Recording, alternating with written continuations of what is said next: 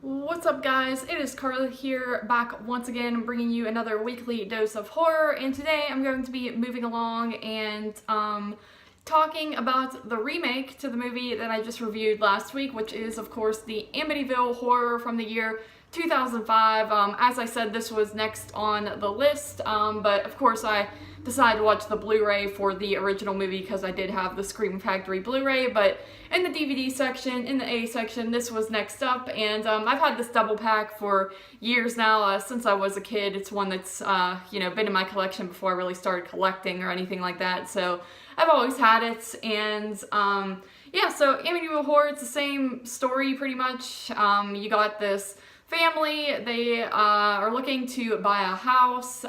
They have 3 kids that of course all belong to the wife, and then the dad, they're like newly married and they're just looking for their first house together, and they find this big house and it's kind of for a good deal and they're wondering why, and then of course they find out that that the Feo family was murdered in the house by the son, and of course the realtor convinces them to buy it, and they convince themselves that a house is just a house, and so they move in, and over the course of 28 days, which I'm not sure if it's the same in the first movie or in the true events of what went on, if it was the course of 28 days, but in this movie it emphasizes that it is over 28 days.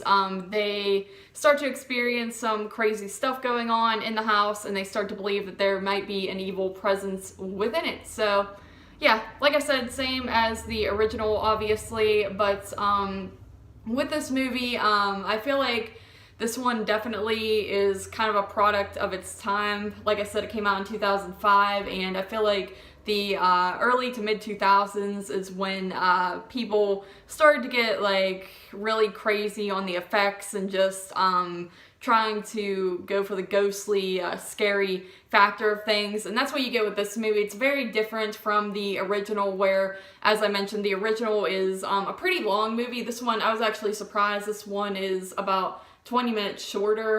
Yeah, this runs 89 minutes, and the other one runs for 119 minutes, so it's significantly shorter than the original, and the original was more of a slow burn type of film where you don't really see too much. You see a few things here and there, but you're not really seeing a lot as much as you're seeing the characters kind of gradually change, and this one really just kind of takes off right away, and you see right off the bat that you do see some ghostly stuff, like the little girl who was murdered.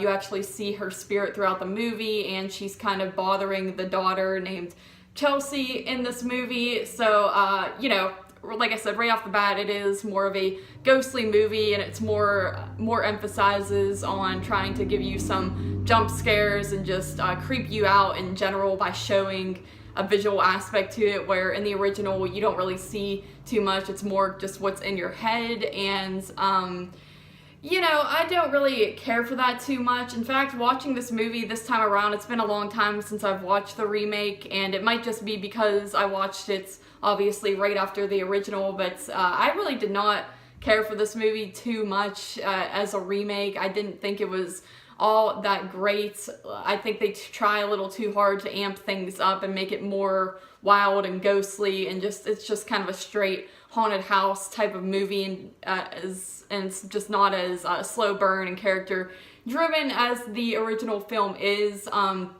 Characters in this movie aren't as likable. I mean, the father, obviously, it's kind of the same thing where he's the stepdad, and at first he's like all with the family and stuff like that, but this one kind of throws in a different thing where the oldest son, who looks like he's a bit older than, the kids in the original film, he's kind of not really feeling the whole stepdad thing, and he misses his real dad and all that, so there's kind of that drama thrown into it, and it causes more tension, where in the original you just get the vibe that they're kind of this happy family, and George, the dad character, he's more happy to be there and just take on the role as being the dad. Or in this one you have, Ryan Reynolds, he's kind of portrayed as a D-bag like a lot faster in the film, with the spirits or whatever kind of taking him over in the movie. So and I think he does a decent job, honestly. I will say it's you know, a little bit reminiscent to like Jack Nicholson in The Shining, but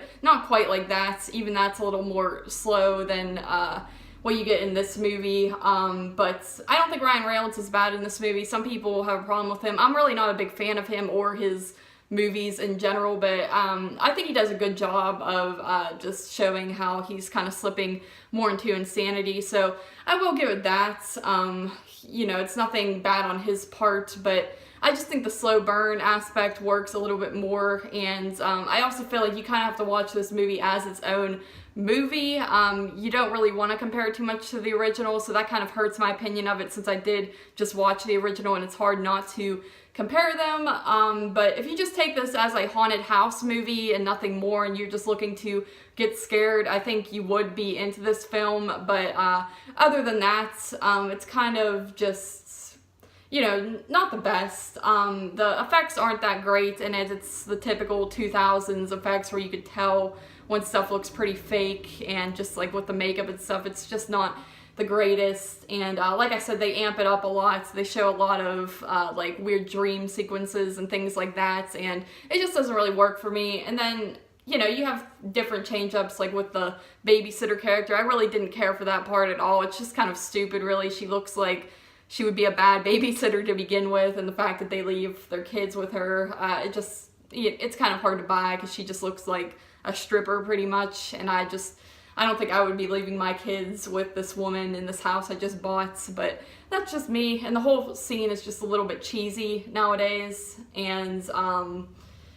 yeah, I mean, it's an okay movie. Like I said, if you're not comparing it to the original and you just want to see a good haunted house film, then you're definitely going to like it.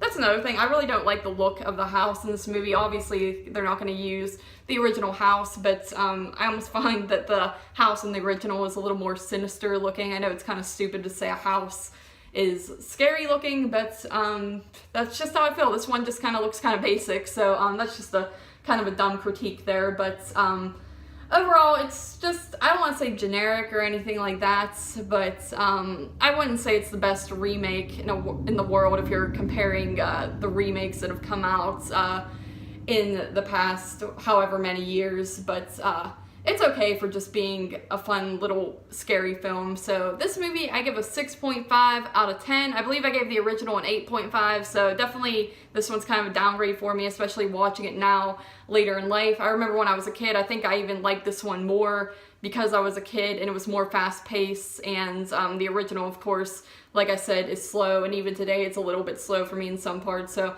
that just shows how things kind of change, and it just really depends on the people that are watching these types of movies. But anyway, I've rambled enough. 6.5 out of 10 for the Amityville horror remake from 2005. Thank you guys once again for joining me for this weekly dose of horror, and hopefully I shall see you next week.